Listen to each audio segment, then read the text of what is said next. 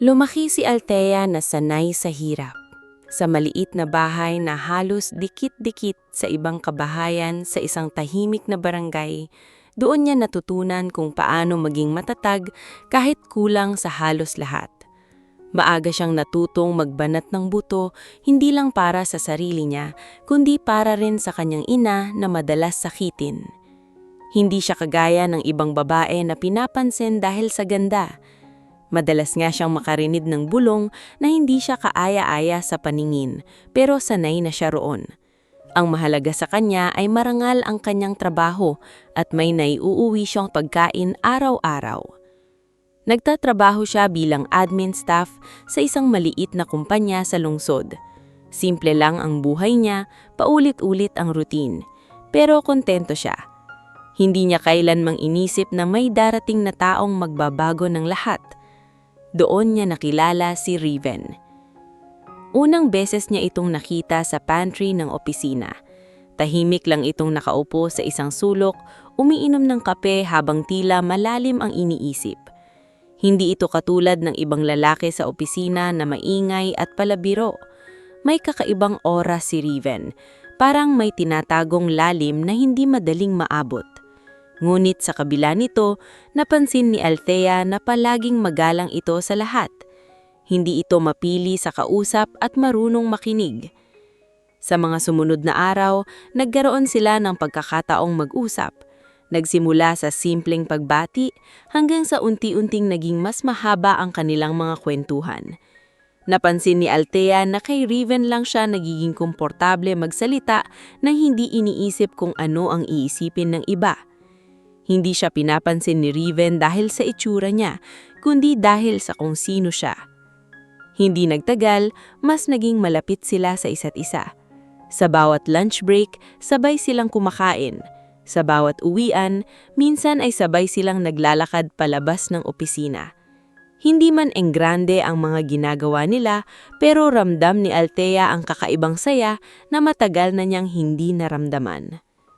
Hanggang sa isang gabi, habang nakaupo sila sa isang simpleng karinderya, tahimik na nagsalita si Riven. "Gusto kitang makilala ng mas malalim, Althea. Hindi lang bilang kaibigan."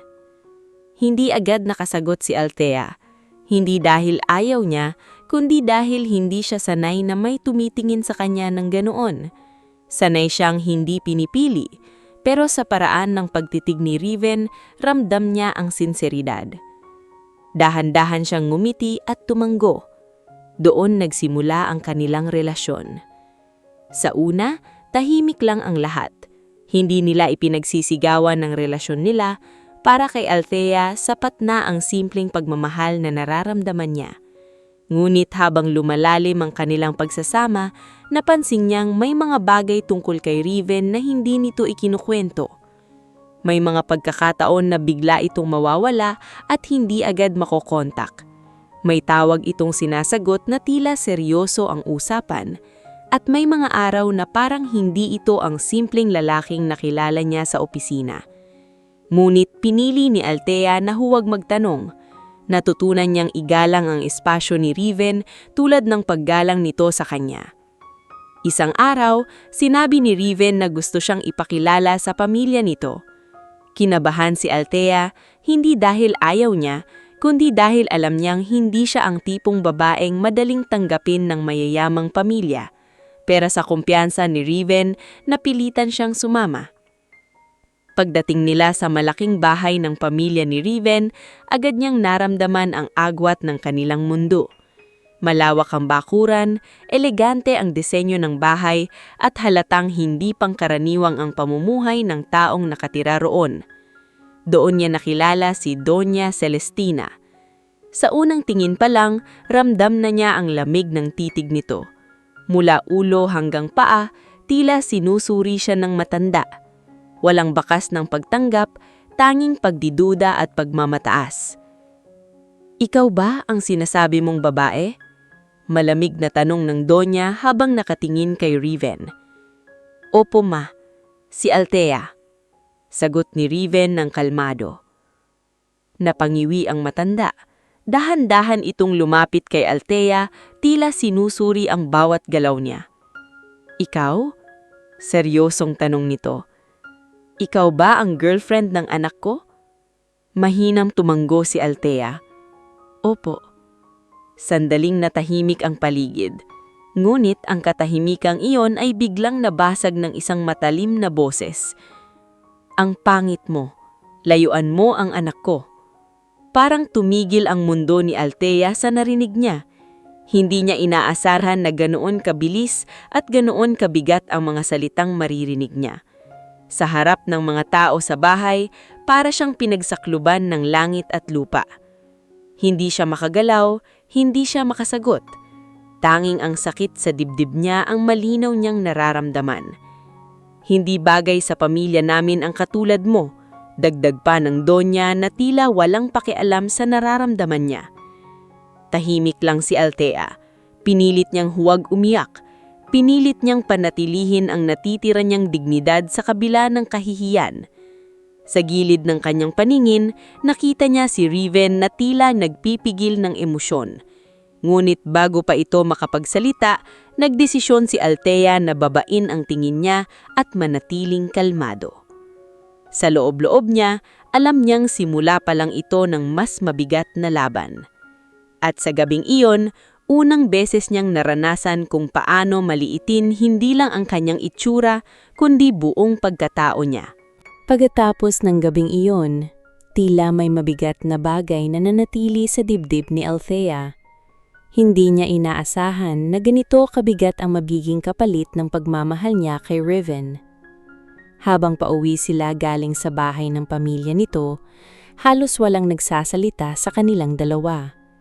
Tahimik ang gabi, pero sa loob niya ay magulo ang lahat. Hindi niya kayang alisin sa isip ang mga salitang binitawan ng Donya. Paulit-ulit itong umaalingaw-ngaw sa kanya. Parang bawat letra ay may hiwa sa kanyang pagkatao. Kahit sanay na siya sa pangmamaliit mula sa ibang tao, iba pa rin kapag harapan at mula sa taong mahalaga sa lalaking mahal niya. Huminto si Riven sa paglalakad at marahang hinawak ang kamay ni Althea. Pasensya ka na sa nangyari. Mahina nitong sabi, tila pinipigilan ng emosyon. Hindi dapat ganon ang nangyari. Hindi agad sumagot si Althea. Nakatingin lang siya sa kamay nilang magkahawak, parang doon niya hinahanap ang lakas na hindi niya mahanap sa sarili niya. Sa wakas ay nagsalita siya. Mahina pero malinaw. Ayos lang, sanay na ako. Napatingin si Riven sa kanya, halatang hindi kumbinsido sa sagot niya. Hindi yun ayos, Althea. Hindi tama ang ginawa ni Mama. Ngumiti siya ng pilit na tinatago ang sakit. Hindi mo kasalanan. Ayokong maging dahilan para magkagulo kayo ng pamilya mo. Napabuntong hininga si Riven. Gusto sana niyang sabihin ang maraming bagay pero pinili niyang pigilan ang sarili. Sa halip, mas hinigpitan niya ang hawak sa kamay ni Althea na parang doon niya ipinaparamdam ang lahat ng hindi niya masabi. Sa mga sumunod na araw, sinubukan nilang bumalik sa dati. Sa opisina, pareho pa rin ang kanilang ginagawa. Sabay kumakain, nagkukwentuhan, nagtatawanan paminsan-minsan. Pero sa likod ng lahat ng iyon, may pagbabago. May mga sandaling napapansin ni Riven na tahimik si Althea, parang may iniisip na hindi niya sinasabi. Isang tanghali, habang kumakain sila sa karinderya na madalas nilang puntahan, napansin ni Riven na halos hindi ginagalaw ni Althea ang pagkain niya. May problema ba? Tanong niya. Wala, sagot ni Althea, kahit halata ang pag-iwas niya ng tingin. Hindi ako naniniwala, mahina pero seryosong sabi ni Riven. Simula nung pumunta tayo sa bahay, iba ka na. Sandaling natahimik si Althea, hindi niya alam kung paano ilalabas ang nararamdaman niya. Ayaw niyang magreklamo, ayaw niyang magmukhang mahina, pero hindi rin niya kayang magpanggap na walang nangyari. Hindi lang ako sanay, sagot niya sa wakas.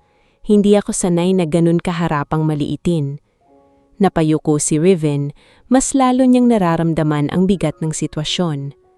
Pinili niyang magsalita kahit alam niyang magiging mahirap. Ipagtatanggol kita, Althea. Hindi kita hahayaang saktan nila. Napailing si Althea. Ayoko ng gulo, Riven. Ayokong ikaw ang mamili sa pagitan ko at ng pamilya mo. Hindi yun ang punto, sagot ni Riven. Mali ang ginagawa nila. Kailangan nilang malaman iyon. Ngunit kahit naririnig niya ang mga salitang iyon, ramdam ni Althea na hindi ganun kasimple ang lahat. Alam niyang kahit gaano ka siya ipagtanggol ni Riven, kung hindi siya tanggap ng pamilya nito, patuloy lang siyang masasaktan. Lumipas ang mga linggo at nagkaroon muli ng pagkakataon na makita ni Althea ang pamilya ni Riven. Sa isang family gathering, muli siyang inimbitahan. Nagdalawang isip siya kung pupunta pa ba, pero sa huli ay sumama pa rin siya alang-alang kay Riven. Pagdating nila, hindi pa man siya nakakapasok ng tuluyan ay ramdam na niya ang mga tingin ng mga tao. May mga bulsong, may mga matang manunuri, at may mga niting hindi niya malaman kung totoo o manlalit. Hindi nagtagal, lumapit si Doña Celestina. Katulad ng dati, malamig ang titig nito at matalim ang bawat galaw. "Bumalik ka pa?" tanong nito na tila may halong pangungutya. Napayuko si Althea pero pinilit niyang manatiling kalmado. "Inimbitahan po ako." Napangiti ang Donya pero hindi iyon ngiting ng pagtanggap. "Alam mo, hindi ko maintindihan kung anong nakita sa'yo ng anak ko." Tahimik lang si Althea, hindi siya sumagot. Natutunan niyang minsan mas mabuti ng manahimik kaysa pumatol. Sa buong gabing iyon, paulit-ulit siyang minamaliit. Mula sa kanyang pananamit hanggang sa kanyang pinanggalingan. At sa bawat salitang naririnig niya, mas lalo niyang nararamdaman ang bigat ng kanyang sitwasyon. Sa isang sulok, nakatingin si Riven sa nangyayari. Kita sa mga mata nito ang galit pero pinipigilan niya ang sarili. Alam niyang kapag sumabog siya, mas lalala lang ang lahat. Pagkatapos ng gabing iyon, habang magkasama silang naglalakad pa uwi, tahimik ulit ang pagitan nila. Ngumit sa pagkakataong ito, mas mabigat ang katahimikan. Biglang huminto si Riven at humarap sa Althea. "Hindi na pwede ito," sado niya. "Hindi ko hahayaang tratuhin kanila ng ganon." Ngumiti si Althea pero may lungkot sa kanyang mga mata. "Riven, mahal kita, pero hindi ko kayang ipaglaban ng sarili ko kung mismong pamilya mo ang kalaban ko." Sandaling natahimik si Riven, parang may gusto siyang sabihin pero hindi niya magawa. "Darating ang araw, patutunayan ko sa kanila kung sino ka," dagdag niya sa huli. Hindi sumagot si Althea, pero sa loob niya may halo ng pag-asa at takot. Hindi niya alam kung ano ang mangyayari sa kanilang hinaharap, pero isang bagay ang sigurada siya. Hindi magiging madali ang laban na tatahakin nila. Sa mga sumunod na linggo, sinubukan ni Althea na ituon ang sarili sa trabaho para kahit papaano ay mabawasan ang bigat na nararamdaman niya. Araw-araw ay pareho lang ang ginagawa niya pero hindi na katulad ng dati ang pakiramdam niya. May mga sandaling nawawala siya sa sarili na parang hinahabol pa rin ng mga salitang narinig niya mula sa biyanan ni Riven. Samantala, si Riven ay nanatiling kalmado sa harap niya pero may mga pagkakataon na napapansin ni Althea ang pagbabago sa kilos nito. May mga araw na bigla nawawala sa opisina nang walang malinaw na dahilan. May mga tawag itong sinasagot sa labas, palaging seryoso ang mukha at tila may mga desisyong pinapasan na hindi niya ibinabahagi. Isang hapon, habang nag-aayos si Althea ng mga dokumento sa opisina, napansin niyang may dalawang lalaking nakasuot ng maayos na damit ang pumasok. Hindi sila mukhang kliyente ng maliit nilang kumpanya. Dire-diretso ang mga ito sa direksyon ni Riven. "Sir, nandito na po sila," marinig niyang sabi ng isa sa mga lalaki na tila may paggalang sa tono nito. Saglit na natigilan si Althea. "Sir? Hindi iyon ang tawag ng mga kasamahan nila kay Riven." Lumingon siya at nakita niyang tumayo si Riven. Tahimik pero may kakaibang otoridad sa kanyang kilos. "Sumunod ako," Mahinang sagot ni Riven bago siya sumunod sa dalawang lalaki palabas ng opisina. Hindi na nakapag-isip si Althea. Tinitigan niya ang eksenang iyon, parang may kulang sa pagkakaintindi niya. Hindi niya alam kung ano ang ibig sabihin nito, pero may bahagi sa kanya na nagsimulang magtanong. Sa gabing iyon, habang magkasama sila sa karinderya, hindi na napigilan ni Althea ang sarili. "Riven," tanong niya habang nakatingin dito, "sino yung mga lalaking kumausap sa iyo kanina?" Saglit na natigilan si Riven bago sumagot. "Mga kakilala lang." Parang hindi iyon sapat na sagot, pero nakita ni Althea ang pag-iwas nitong tingin. Doon niya naramdaman na may mga bagay talaga na hindi pa handang ibahagi si Riven. Hindi na siya nagtanong pa. Pinili niyang igalang ang katahimikan nito kahit may bumabagabag na sa isip niya. Lumipos pa ang ilang araw at lalo pang naging kapansin-pansin ang kakaibang kilos ni Riven. May mga pagkakataon na may dumarating na sasakyan para sunduin ito. Hindi pangkaraniwan sa isang simplang empleyado. May mga taong dumadalaw dito na halatang may respeto at tila mas mataas ang tingin dito kesa sa inaakala ng iba. Isang beses, habang papauwi na si Althea, nakita niya si Riven sa labas ng opisina, kausap ng isang matandang lalaki na naka-Amerikana. Nakita niya kung paano bahagyang yumuko ang matanda bilang pagbati, na parang kinikilala ang posisyon ni Riven. Hindi na niya alam kung ano ang iisipin. Hindi niya kilala ang bahaging iyon ng pagkatao ni Riven. Sa kabilang banda, habang lumalalim ang pagdududa ni Althea, lalong umiinit ang sitwasyon sa pamilya ni Riven. Hindi tumigil si Doña Celestina sa kanyang plano. Sa bawat pagkakataon, sinisikap niyang ipakita kay Riven na hindi si Althea ang bagay para sa kanya. Isang gabi, ipinatawag ni Riven sa kanilang bahay. Pagdating niya, nadatna niyang naroon ang isang dalagang maayos ang damit, elegante ang postura at halatang galing sa mayamang pamilya. "Ito si Veronica," sabi ng donya habang nakangiti. "Anak siya ng matagal kong kaibigan. Bagay kayo." Tahimik lang si Riven. Tinitigan niya ang dalaga, pagkatapos ay ibinalikan tingin sa kanyang ina. "Ma, hindi ko kailangan ng ipakikilala mong babae." Malamig niyang sagot. Napangiti si Veronica, tila hindi apektado pero ramdamang tensyon sa pagitan ng mag-ina. "Kailangan mo," sagot ni Doña Celestina, "hindi mo nakikita ang sarili mo ngayon. Isang tulad mo, dapat nasa tamang klaseng ng babae." Hindi na sumagot si Riven. Alam niyang walang patutunguhan ng diskusyon na iyon kung papatulan pa niya. Samantala, si Althea ay walang kaalam-alam sa nangyayaring planog laban sa kanya. Abala siya sa pag-aayos ng sarili niyang buhay, pilit na pinapalakas ang sarili kahit may mga pagkakataong pakiramdam niya ay unti-unti siyang nauubos. Isang gabi, habang mag-isa siyang naglalakad pa uwi, naisip niya ang lahat ng nangyari. Ang mga salita ng biyanan, ang kakaibang kilos ni Riven at ang pakiramdam na parang hindi siya nababagay sa mundong ginagalawan niya. Sa unang pagkakataon, napaisip siya, talaga bang sapat ang pagmamahal para labanan ng lahat ng ito? Hindi niya alam ang sagot, pero ramdam niyang may darating na pagsubok na mas mabigat pa sa lahat ng naranasan niya. At habang papalalim ang gabi, unti-unti niyang nararamdaman na ang relasyong pinanghahawakan niya ay hindi lang laban ng puso, kundi laban din sa mundong hindi madaling baguhin. Isang hapon, habang abala si Althea sa pag-aayos ng mga papeles sa opisina, lumapit sa kanya si Riven na may dalang kakaibang seryosong aura.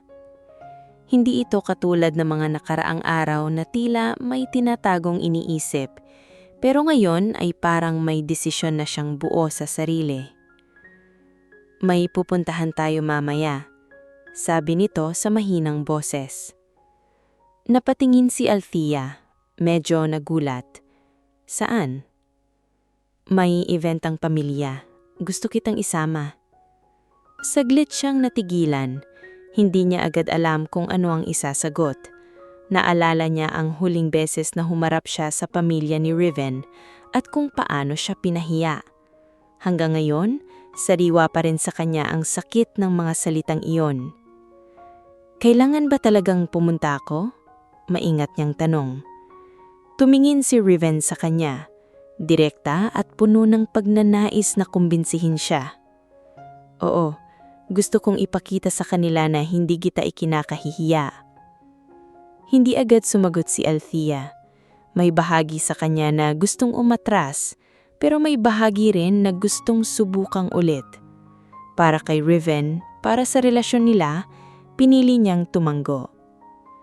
Sa gabing iyon, nagsuot siya ng pinakasimple ngunit malinis at maayos na damit na mayroon siya.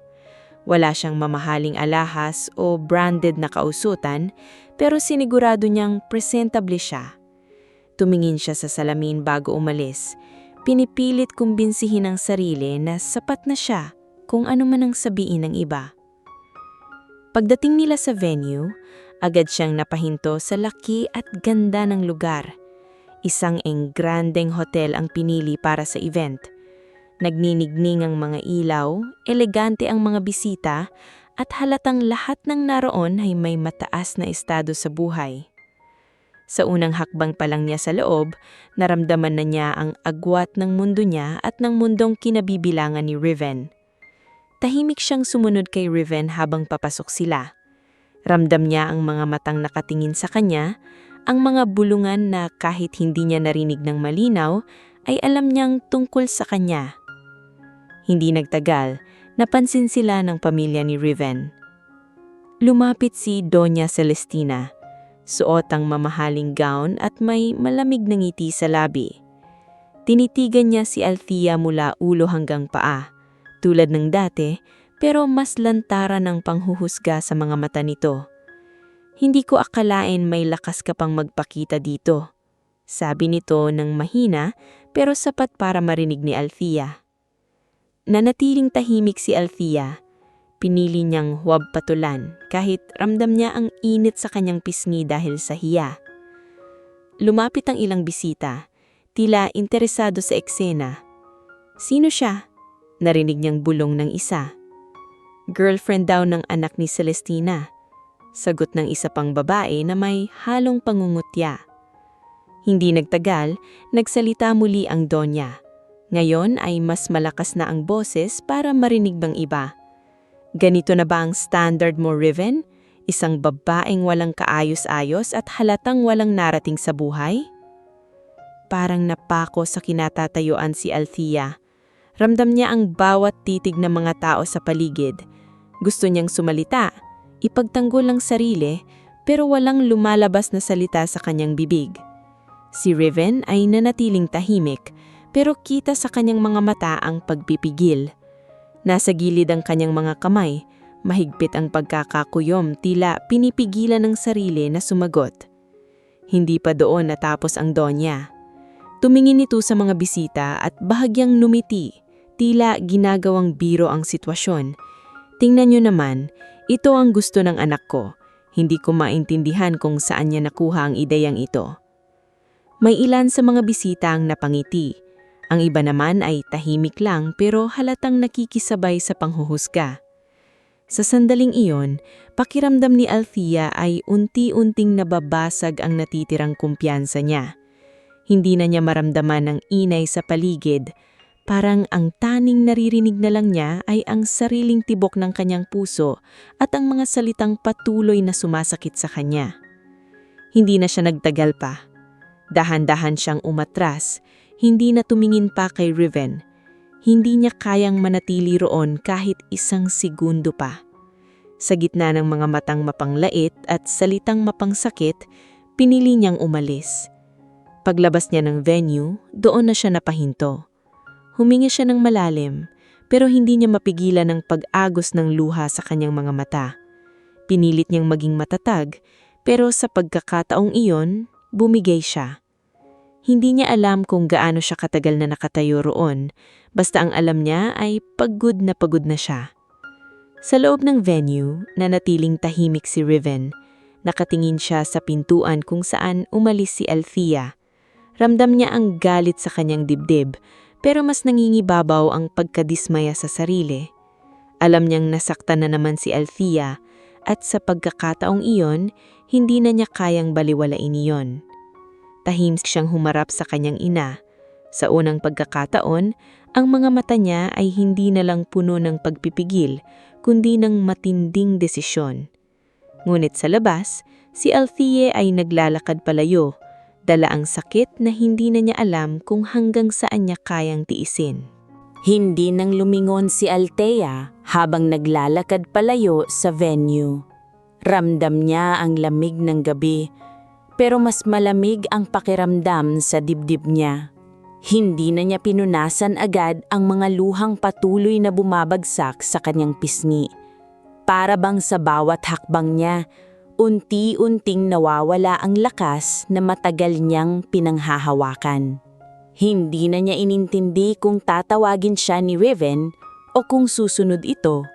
Sa pagkakataong iyon, ang iniisip lang niya ay kung paano siya makakalayo sa sakit na nararamdaman niya. Pagdating niya sa kalsada, tumigil siya sandali. Huminga siya ng malalim, pilit kinukontrol ang sarili. Pero kahit anong pilit niya, bumabalik pa rin sa isip niya ang esena sa loob. Ang mga mata ng mga tao, ang mga bulong, at higit sa lahat, ang boses ng Donya na paulit-ulit na sumasaksak sa kanyang pagkatao. Sa unang pagkakataon, hindi na niya kayang ipagtanggol pa ang sarili niya sa isip niya. Napagod na siya. Sumakay siya ng isang jeep pauwi. Tahimik na napaupo sa isang sulok. Hindi niya pinansin ang mga taong nasa paligid.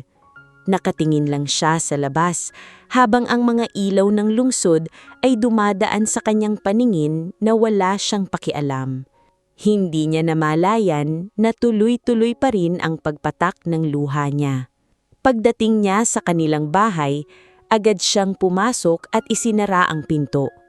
Doon na siya tuluyang napaupo sa sahig. Hinayaang bumuhos ang lahat ng sakit na matagal niyang pinipigilan. Hindi ko na kaya, mahinang bulong niya sa sarili. Sa kabilang banda, matapos ang nangyari sa party, tahimik na umalis si Riven. Hindi na siya nagpaalam pa sa kanyang ina. Hindi na rin niya pinansin ang mga bisitang naroon. Ang nasa isip lang niya ay si Althea. Tinawagan niya ito ng paulit-ulit pero hindi ito sumasagot. Sinubukan niyang habulin ito pero huli na siya. Hindi niya alam kung saan ito pumunta. Habang nagmamaneho pa uwi, ramdam niya ang bigat ng sitwasyon. Sa bawat sandali, mas lalo niyang naiintindihan kung gaanong nasaktan si Althea. At sa unang pagkakataon, naramdaman niyang baka hindi sapat ang pagmamahal kung hindi niya ito kayang protektahan. Kinabukasan, pumunta siya sa bahay ni Althea. Pagbukas ng pinto, nakita niya si Althea na mukhang pagod. Namumugto ang mga mata at halatang hindi nakatulog ng maayos.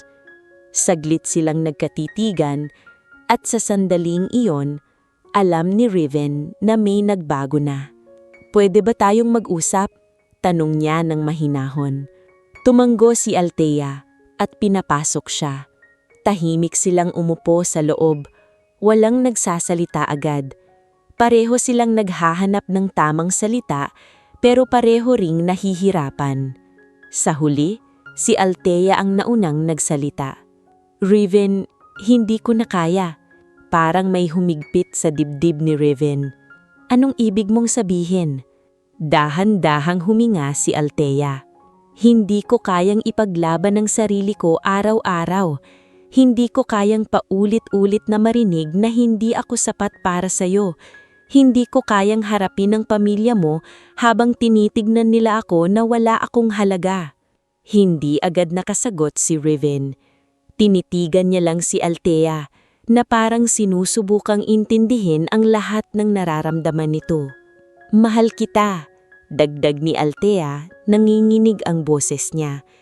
"Pero mahal ko rin ang sarili ko at kung magpapatuloy ito, Mawawala na ako sa sarili ko. Parang may bumagsak sa mundo ni Riven sa narinig niya. Gusto niyang kontrahin iyon. Gusto niyang sabihin na kaya niyang ayusin ang lahat. Pero alam niyang sa puntong iyon, hindi sapat ang mga salita. Sandaling natahimik ang paligid. Siguro, mas mabuti na maghiwalay na muna tayo. Tuluyang sabi ni Althea. Hindi na napigilan ni Riven ang emosyon. Gusto kong ayusin ito, Althea. Bigyan mo ako ng oras. Tumingin si Althea, pero may lungkot sa mga mata niya. Ilang beses ko nang binigyan ng pagkakataon ng sitwasyon, Riven, pero hindi nagbabago. At hindi ko na kayang hintayin kung kailan ako magiging sapat para sa kanila. Tumayo si Riven. Parang gusto niyang pigilan si Althea, pero hindi niya alam kung paano. Sa huli, napabuntong hininga na lang siya. Kung iyon ang gusto mo, pipigilan kita, sabi niya ng mahina. Tumanggo si Althea, pilit na pinatatagang ang sarili. Bago umalis si Riven, sandali siyang tumingin sa Althea. Sa mga mata niya, makikita ang sakit, pero may kasamang determinasyon na hindi pa malinaw ang kahulugan nito. Hindi pa tapos ito, mahinang sabi ni Riven. Hindi na sumagot si Althea. Tinitigan niya lang si Riven habang papalayo ito. Pagsara ng pinto, doon niya naramdaman ang tunay na bigat ng desisyon niya. Hindi madaling iwanan ng taong mahal niya, pero alam niyang iyon ang kailangan niya para maprotektahan ng sarili niya. Samantalang si Riven ay naglakad palayo, dala ang isang mabigat na pasya sa kanyang isipan. Sa loob-loob niya, hindi ito ang katapusan. Ito pa lang ang simula ng gagawin niyang hakbang para patunayan ang lahat. Lumipas ang ilang buwan na tila napakabagal para kay Althea. Araw-araw, pilit niyang ibinabalik ang sarili sa dating routine na parang walang nangyari. Gumigising siya ng maaga, naghahanda, pumapasok sa trabaho at umuuwi ng pagod. Sa panlabas, mukhang maayos siya, pero sa loob may bahagi ng puso niya na nananatiling tahimik at mabigat. Hindi na niya kinakausap si Riven, hindi na rin ito nagpaparamdam. Sa una, umaasa pa siya na baka may mensahe o tawag na darating, pero habang tumatagal, natutunan niyang tanggapin na wala na iyon. Pinili niyang ito ng sarili sa trabaho, kahit paminsan-minsan ay sumasagi pa rin sa isip niya ang mga alaala nila. Sa opisina, may mga pagbabago ring nagaganap. May balita na may malaking restructuring na mangyayari sa kumpanya. Maraming empleyado ang nag-uusap-usap tungkol dito. May paparating daw na bagong management na magpapalit ng sistema. Isang umaga, pagpasok ni Althea, agad niyang naramdaman ang kakaibang tensyon sa paligid. Ang mga kasamahan niya ay abala, may mga nagmamadali at may mga nagbubulungan. Narinig mo na ba? May bagong CEO daw na darating ngayon, sabi ng isa sa kanyang katrabaho. Talaga? Sagot ng isa pa. Sabi nila bata pa raw pero napakatalino at sobrang yaman. Hindi na nakisali si Althea sa usapan. Wala naman itong kinalaman sa kanya. Para sa kanya, isa lang itong normal na araw. Ngulit habang lumilipas ang oras, mas lalong nagiging abala ang lahat. May mga nag-aayos ng conference room, may mga nag-check ng mga dokumento, at halatang naghahanda para sa isang mahalagang pagdating. Tinawag ang lahat ng empleyado para sa isang meeting sa main hall. Sumunod si Althea, tahimik na pumuesto sa likod. Hindi niya inaasahan ng anumang espesyal. Isa lang itong formal na pagpapakilala, gaya ng nakasanayan sa kumpanya. Maya-maya, bumukas ang ilang tao na naka-formal attire. Sunod-sunod silang naglakad papunta sa harapan. Tahimik ang lahat. Naghihintay, hanggang sa bumukas muli ang pinto. Sa sandaling iyon, parang tumigil ang mundo ni Althea. Si Riven ang pumasok. Nakatayo ito ng diretsyo, suot ang mamahaling suit at may kasamang aura na hindi niya pa nakita noon. Hindi na ito ang simpleng lalaking nakilala niya sa pantry ng opisina. Iba na ang tindig, iba na ang tingin, at higit sa lahat, iba na ang dating. Hindi niya mapaniwalaan ang nakikita niya. Sa harap ng lahat, tumayo si Riven at hinarap ang mga empleyado. Tahimik ang buong hall, parang hinihintay ang bawat salitang lalabas sa bibig nito. "Magandang umaga sa inyong lahat." Kalmado at malinaw ang boses niya. "Ako si Riven del Castillo, ang bagong CEO ng kumpanyang ito." Parang sabay-sabay na napasinghap ang mga tao. May mga nagkatinginan, may mga hindi makapaniwala, at may mga agad na nagpakita ng respeto. Si Althea ay nanatiling nakatayo sa kinatatayuan niya. Hindi makagalaw. Hindi niya alam ang anong mararamdaman. Gulat, sakit, o galit. Unti-unting nagsalita si Riven tungkol sa mga plano niya para sa kumpanya. Profesional ang tono nito, puno ng kumpiyansa at otoridad. Ang bawat salita niya ay pinapakinggan ng lahat. Ngulit para kay Althea, parang malayo lahat ng iyon. Ang tanging naririnig niya ay ang tibok ng puso niya. Sa wakas, naintindihan niya ang lahat.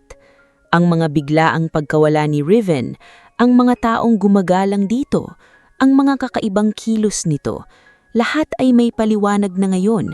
Hindi ito simpleng empleyado, isa itong bilyonaryo, isang taong matagal nang nasa mataas na posisyon, pero piniling itago ang lahat. Pagkatapos ng meeting, nagsimulang magbulungan ng mga empleyado.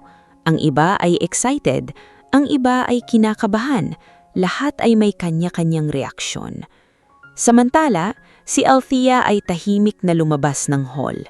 Hindi niya kayang manatili roon kahit sandali pa. Habang naglalakad siya sa koridor, hindi niya mapigilan ang pag-alaala sa lahat ng nangyari. Ang mga pagkakataong magkasama sila, ang mga simpleng usapan, at lahat ng pagkakataong pinili ni Riven na hindi sabihin ang totoo.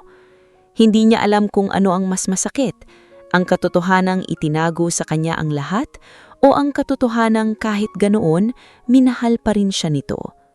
Sa kabilang banda, matapos ang meeting, napansin agad ni Riven ang pagkawala ni Althea. Kahit nasa gitna siya ng mga taong gustong makipag-usap sa kanya, hindi niya maiwasang hanapin ito. "Excuse me," mahinang sabi niya sa mga kausap bago umalis. Naglakad siya palabas, sinusubukang habulin si Althea. Alam niyang darating ang sandaling ito, pero hindi niya inaasahan na ganito kabigat. Sa kabilang dulo ng koridor, nakita niya si Althea na palayo. "Althea," tawag niya. Huminto si Althea, pero hindi agad lumingon. Dahan-dahan siyang humarap kay Riven. Sa mga mata niya, wala na ang dating lambing. Ang natira na lang ay halo ng sakit at pagkalito. "Ikaw pala," mahinang sabi niya.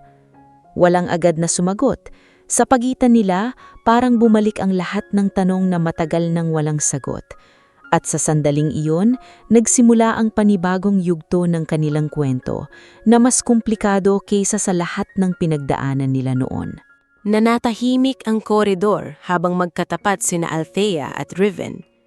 Walang ibang tao sa paligid, pero pakiramdam ni Althea ay parang may libu-libong matang nakatingin sa kanila. Ang dating lalaking simpleng kasama niya sa karinderiya ay nakatayo ngayon sa harap niya bilang CEO ng kumpanyang pinapasukan niya. "Ikaw pala," ulit niya.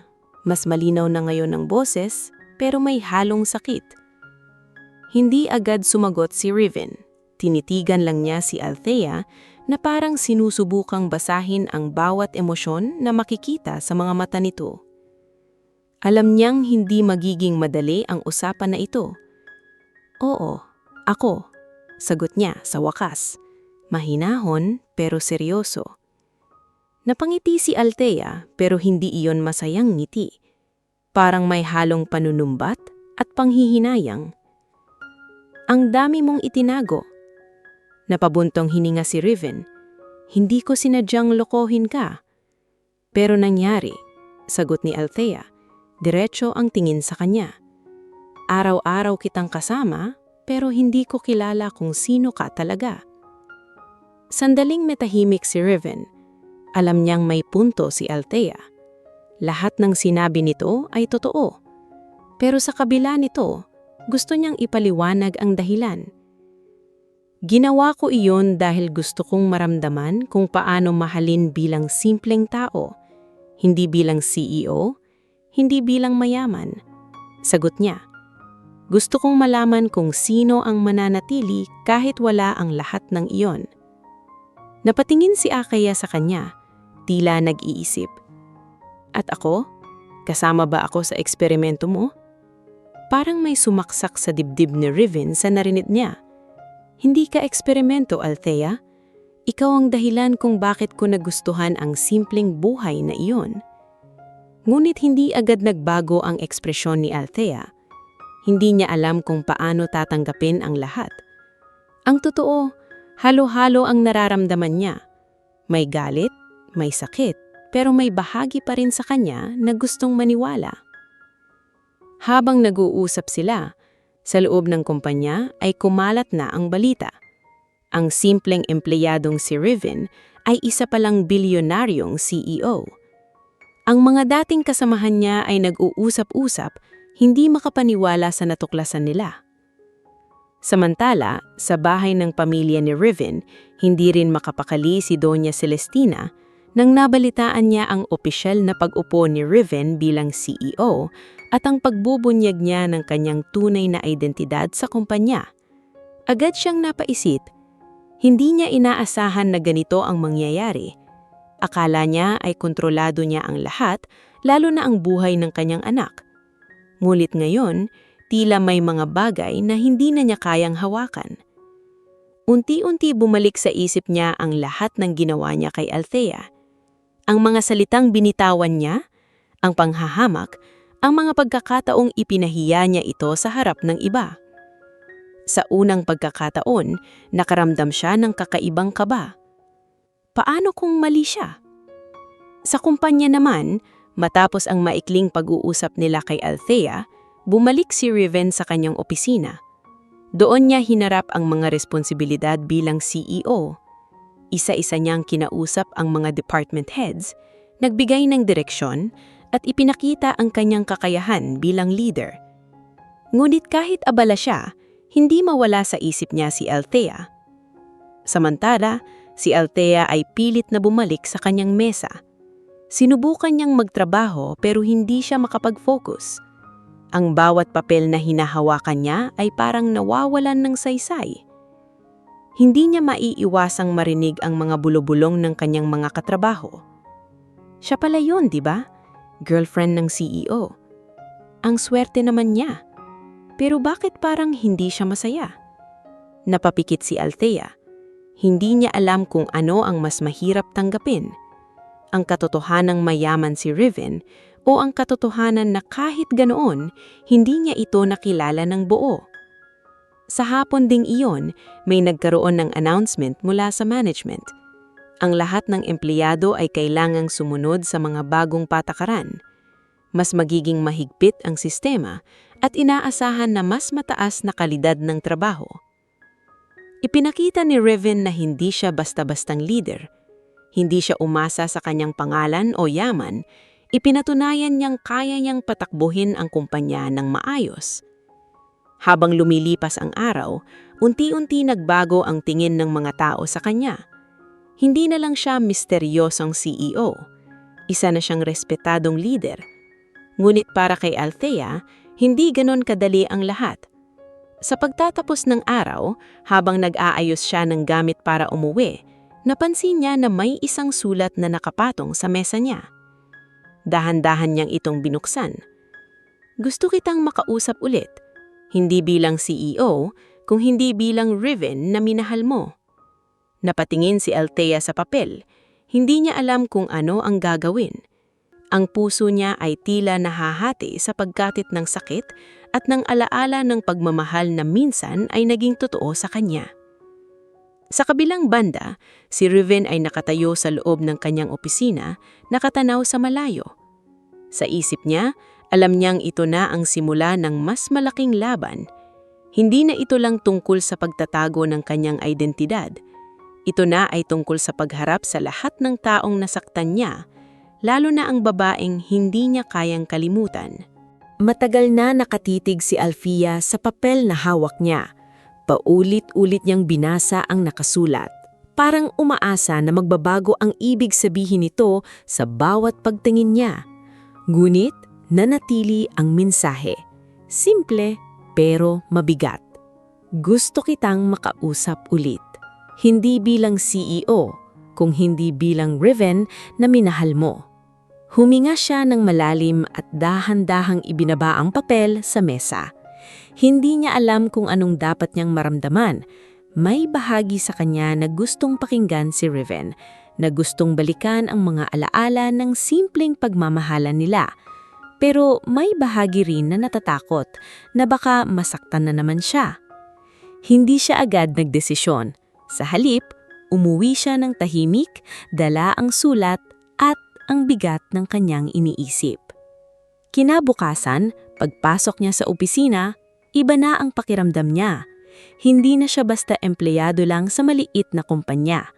Ang bawat galaw niya ay parang sinusundan ng tingin ng iba. Ang mga kasamahan niya ay mas maingat makipag-usap sa kanya. Ang iba ay pilit na lumalapit, tila naghahanap ng koneksyon sa kanya dahil sa nalaman nilang relasyon niya sa CEO. Pero hindi iyon ang gusto ni Alfia. Hindi niya kailangan ang respeto na nakabase sa kung sino ang kilala niya. Sa kalagitnaan ng araw, habang tahimik siyang nagtatrabaho, biglang may lumapit sa kanya sa staff mula sa executive floor.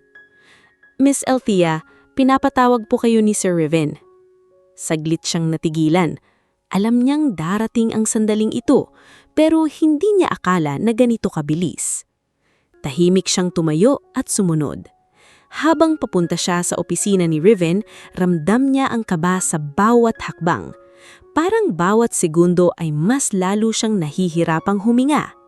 Pagdating niya sa harap ng malaking pintuan, sandali siyang tumigil.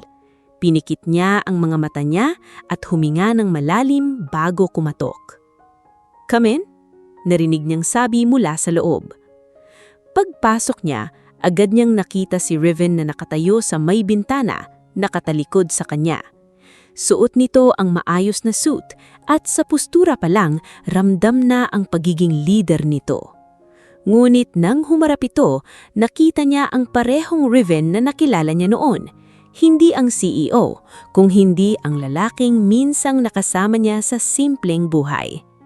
"Salamat at pumunta ka," mahinang sabi ni Riven. Hindi agad sumagot si Althea. Lumapit siya ng kaunti pero nanatili ang distansya pagitan nila. "Anong gusto mong pag-usapan?" Diretsyong tanong niya sa kanya. Saglit na natahimik si Riven, tila pinipili ang mga salitang sasabihin.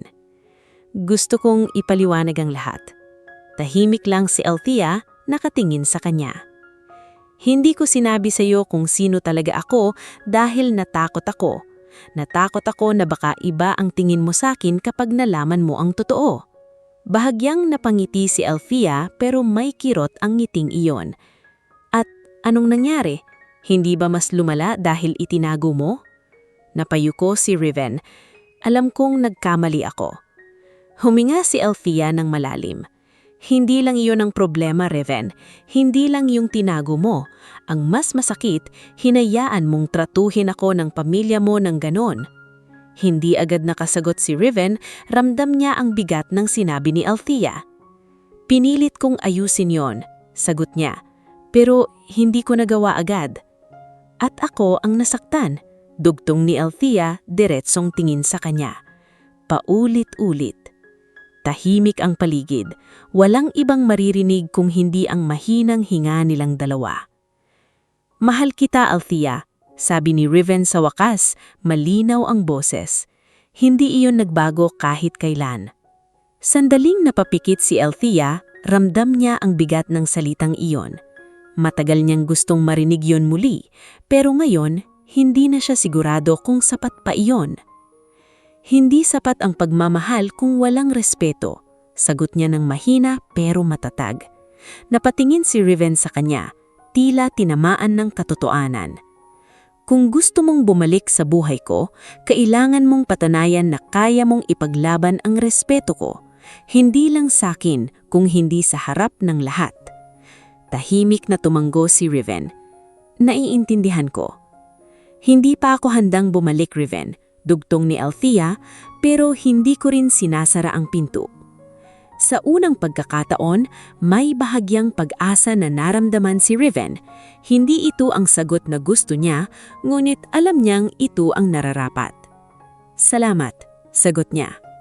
Tumalikod na si Althea para umalis, pero bago siya tuluyang makalabas, sandali siyang tumigil. Patunayan mo, sabi niya nang hindi lumilingkon.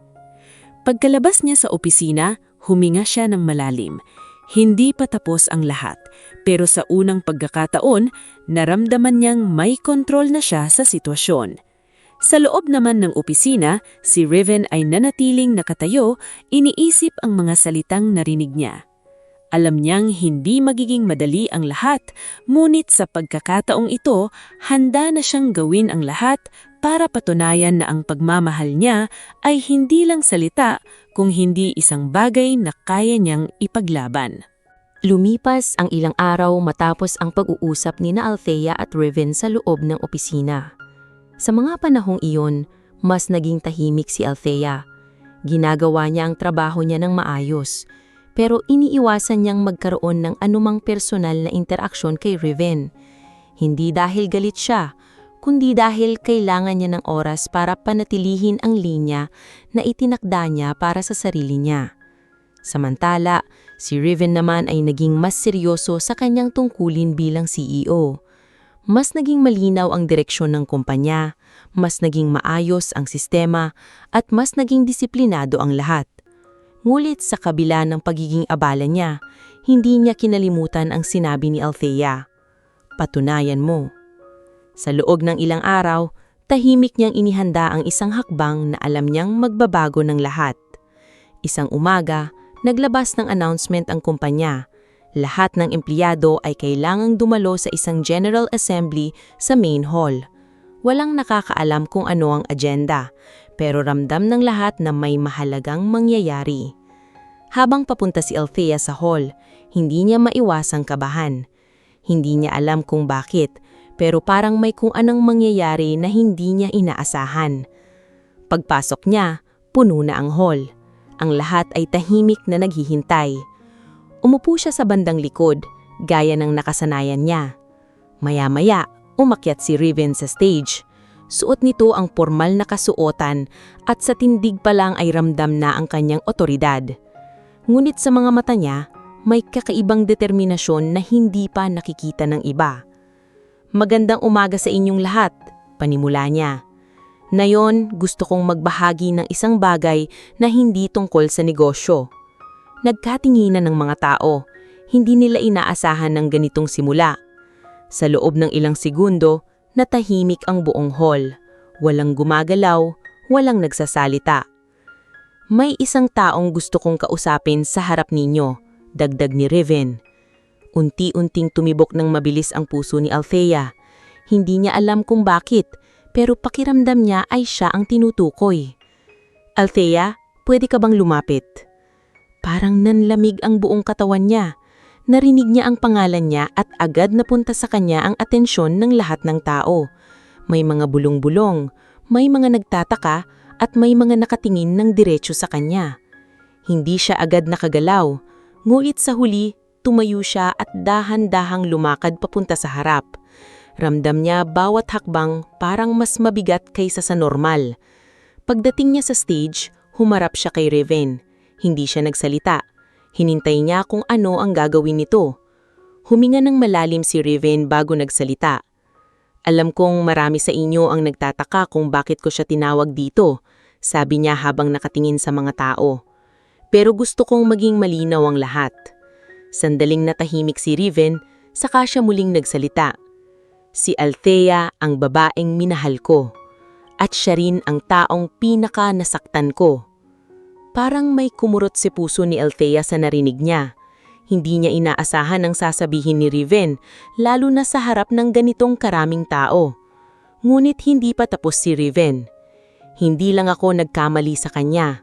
Pinayagan ko ring maliitin siya ng sarili kong pamilya. At yon ang pinakamalaking pagkukulang ko bilang isang lalaki. Tahimik ang buong hall. Walang kahit anong ingay. Lahat ay nakikinig. Sa sandaling iyon, biglang bumukas ang pinto sa likod ng hall. Lumingon ang lahat. Pumasok si Doña Celestina.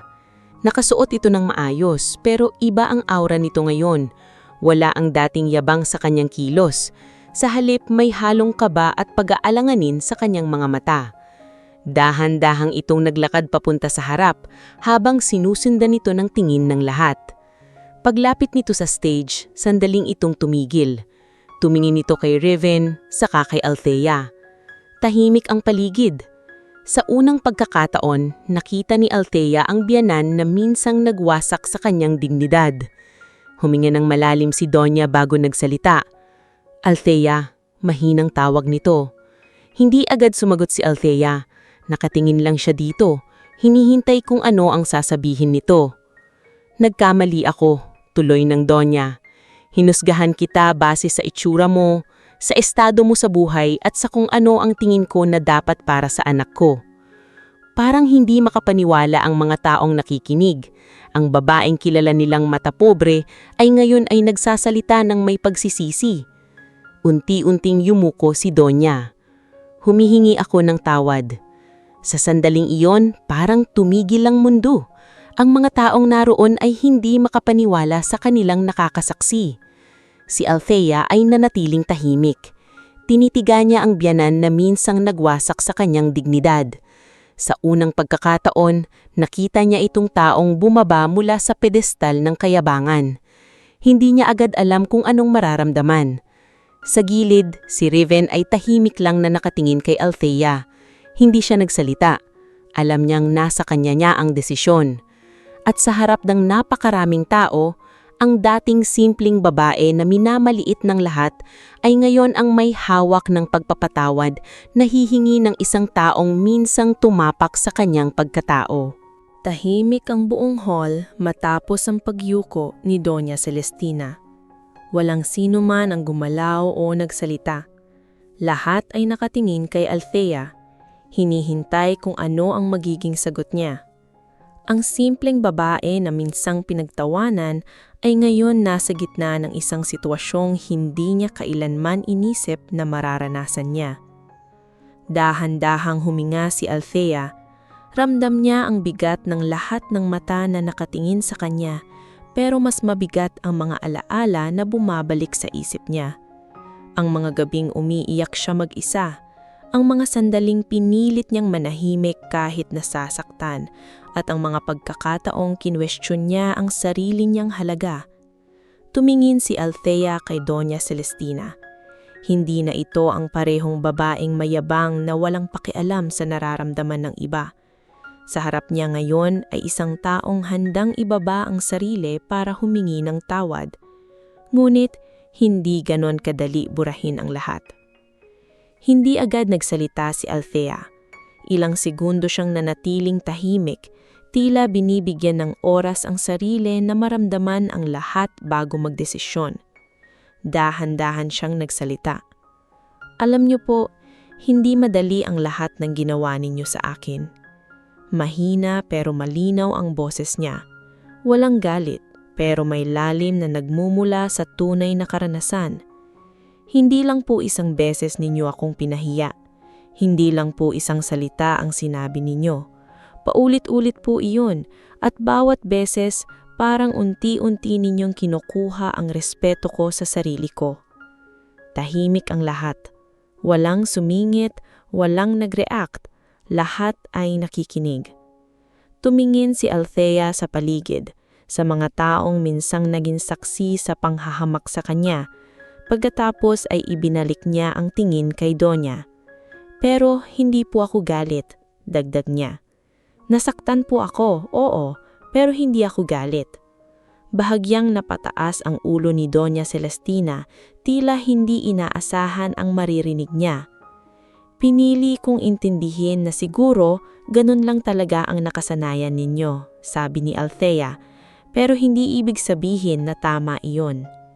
Sandaling natahimik si Althea bago siya muling nagsalita. Pinapatawad ko po kayo.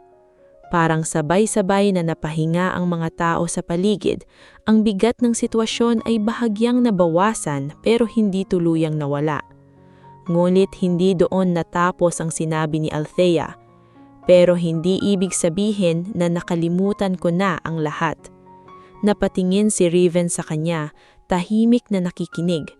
Kailangan ko pa rin ng oras para ibalik ang sarili ko, para maibalik ang respeto ko sa sarili ko na nawala dahil sa mga nangyari. Tumungod si Donya. May luha na sa mga mata. Naiintindihan ko at handa akong hintayin iyon. Sa sandaling iyon, may pagbabagong nangyari. Hindi ito ang tipikal na eksena ng agarang pagkakaayos. Sa halip, ito ay isang simula ng unti-unting paghihilom. Tumingin si Althea kay Riven. Sa mga mata nito, makikita ang pag-asa pero may halong kaba. Hindi pa rin sigurado kung ano ang magiging desisyon ni Althea tungkol sa kanila. Lumapit si Riven ng bahagya. Althea, mahinang tawag niya. Tinitigan siya ni Althea. Sa kabila ng lahat, naandon pa rin ang lalaking minahal niya. Pero hindi na siya ang dating Althea na handang magtiis ng lahat. Hindi sapat ang ginawa mo ngayon para maging maayos ang lahat, sabi ng diretso, pero ito ang simula. Tumungod si Riven. Naiintindihan ko. Kung gusto mong bumalik ako sa buhay mo, kailangan mong ipakita araw-araw na kaya mong ipaglaban ang respeto ko. Hindi lang ngayon, hindi lang sa harap ng ibang tao, kundi sa bawat sitwasyon. Hindi nagdalawang isip si Riven. Gagawin ko. Tahimik na nag-itigan ang dalawa. Sa pagitan nila, may bagong pundasyon na nabubuo. Hindi na ito basta pagmamahal lang. May kasama na itong respeto, hangganan at pag-unawa. Unti-unting nag-alisan ang mga tao sa hall. Ang eksena na nasaksihan nila ay hindi nila basta makakalimutan. Sa kanila, ito ay isang aral na hindi lahat ng bagay ay nasusukat sa yaman o itsura. Ang Althea ay dahan-dahang bumaba mula sa stage. Hindi na siya ang babaeng tahimik lang na tinatanggap ang lahat. Ngayon, alam na niya ang halaga niya. Sa likod niya, si Riven ay nakatingin pa rin. Alam na ang laban niya ay hindi patapos. Hindi ito isang sandali lang ng pagpapakita. Ito ay isang panghabang proseso ng pagpapatunay. At sa unang pagkakataon, pareho nilang naiintindihan na ang tunay na pagmamahal ay hindi lang nararamdaman, kundi pinapatunayan araw-araw. Matapos ang nangyari sa harap ng lahat, hindi agad nagbago ang lahat sa isang iglap. Sa halip, unti-unti itong gumalaw, parang sugat na dahan-dahang naghihilom. Si Althea ay bumalik sa kanyang normal na trabaho, pero ngayon ay may ibang tindig na siya. Hindi na siya yung babaeng tahimik na tinatanggap ang lahat ng pangmamaliit. Sa bawat galaw niya, may kumpiyansa na hindi nakabase sa opinyon ng iba, kundi sa pagkilala niya sa sarili niyang halaga. Sa opisina, ramdam ang pagbabago. Ang mga taong dati ay nagbubulungan ay ngayon ay mas maingat makitungo sa kanya. Hindi dahil sa koneksyon niya kay Riven, kundi dahil nasaksihan nila kung paano niya pinanatili ang dignidad niya sa kabila ng lahat. Unti-unti, nagiging inspirasyon siya sa mga kasamahan niya. May mga lumalapit sa kanya hindi para makisipsip, kundi para humingi ng payo o magpasalamat dahil sa lakas na ipinakita niya. Si Riven naman ay tinupad ang sinabi niya. Hindi siya nagmadali, hindi siya nagpilit.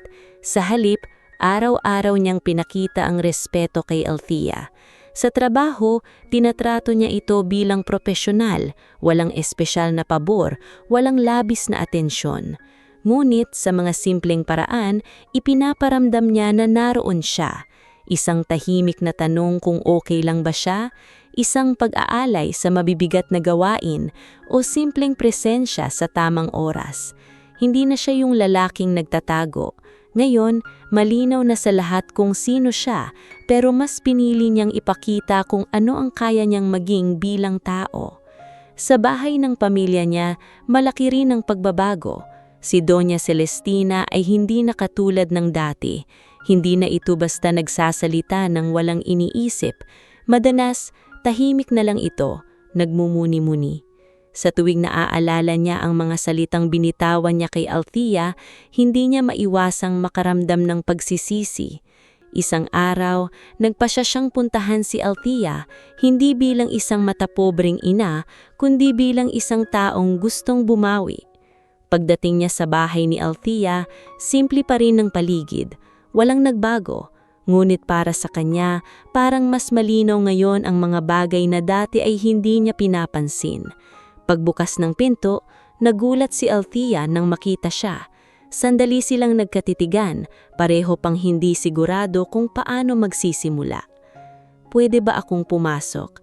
Mahinang tanong ng Donya. Tumanggo si Althea at pinapasok siya.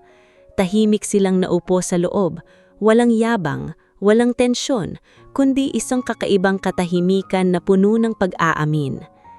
"Hindi ko inaasahan na darating ako sa punto na ito," sabi ng Donya. "Pero gusto kong sabihin sa'yo na hindi lang basta salita ang paghingi ko ng tawad." Tumingin si Althea sa kanya, hindi nagsasalita pero nakikinig. "Unti-unti kong naiintindihan ang mga pagkakamali ko," dagdag nito. "Hindi ko man agad mabawi ang lahat ng sakit na iniduulot ko sa'yo, gusto kong simulan sa pagiging maayos na tao sa'yo." Hindi agad sumagot si Althea, pero sa pagkakataon na yon, wala na ang galit sa puso niya. Ang natira na lang ay ang pagnanais na magpatuloy. "Salamat," sagot niya sa huli. "Hindi madali ang lahat, pero mahalaga na nagsisimula kayo." Sa mga sumunod na buwan, tuloy-tuloy ang pagbabago. Hindi ito perpekto, pero totoo. Si Althea ay patuloy na umangat sa trabaho dahil sa sipag at dedikasyon niya. Napansin ito ng management at hindi nagtagal, binigyan siya ng mas malaking responsibilidad. Hindi dahil kilala niya ang CEO, kundi dahil pinatunayan niya ang kakayahan niya. Si Riven naman ay hindi tumigil sa pagsuporta, pero sa tamang paraan. Hindi niya inangkin ang tagumpay ni Althea, kundi hinayaan niya itong marating yon sa sariling lakas. Unti-unti, bumalik ang dating samahan nila, pero mas maingat na. Mas may respeto, mas may pag-unawa. Hindi na sila bumalik sa dati dahil mas maganda ang naging pundasyon nila ngayon. Isang gabi, habang magkasama silang naglalakad sa isang tahimik na lugar, huminto si Riven at tumingin kay Althea. "Salamat sa pagbibigay ng pagkakataon," sabi niya. Ngumiti si Althea, simple pero totoo. "Hindi ito pagkakataon lang, Riven. Ito ay proseso." Tumanggo si Riven, "At handa akong pagdaanan yon." Sa ilalim ng ilaw ng gabi, magkatabi silang naglakad. Wala nang ingay ng panghuhusga, wala nang takot sa sasabihin ng iba. Ang meron na lang ay dalawang taong natutong mahalin ang isa't isa ng may respeto at dignidad. Sa huli, napatunayan nila na ang tunay na halaga ng tao ay hindi nasusukat sa itsura o yaman. Ito ay nakikita sa kung paano ka tumayo matapos kang maliitin at kung paano mo pinili na magmahal nang hindi nawawala ang sarili mo. At sa simpleng mundong yon, doon nila natagpuan ang isang bagong simula na mas matibay kaysa sa anumang panghuhusga ng iba.